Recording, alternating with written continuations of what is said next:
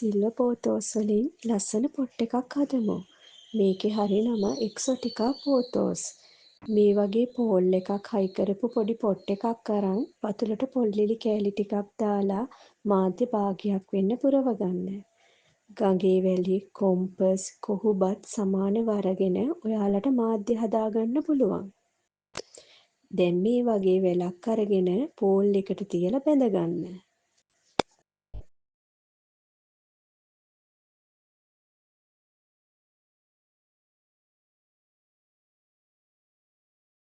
ඊට පස්සේ පෝල් එක වටේට වැල ලස්සනට පේන විදිහට ඔතාගෙන කෙළවර බැඳගන්න.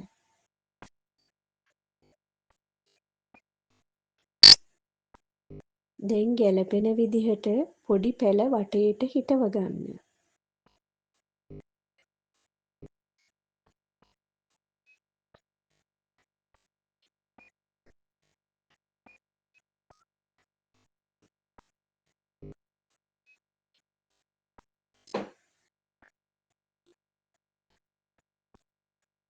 මේ පෝතෝස් වර්ගය ගේ ඇතුලේ තියන්න පුළුවන් ලස්සන වර්ගයක්.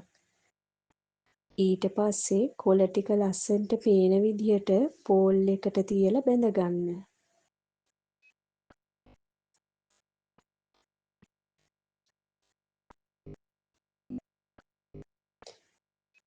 හිස් තැන් වලට ගැලපෙන විදිහට තව පැල එකතු කරගන්න.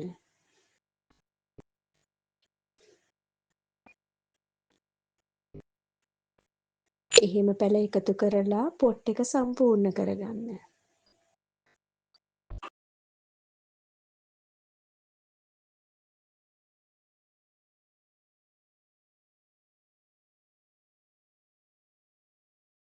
අපි දැන් බලමු පැල බෝ කරගන්න විදිහ.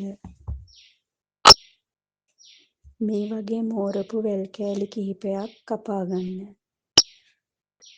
කොළවලට පහළින් මේ විදිහට කපලා මාධ්‍යය හිටව ගන්න. ටික දවසකින් මේ වගේ පැල හැදෙනවා. ඒ හැදෙන පැල වෙන් කරලා පොඩි පොට් වල හිටව ගන්න.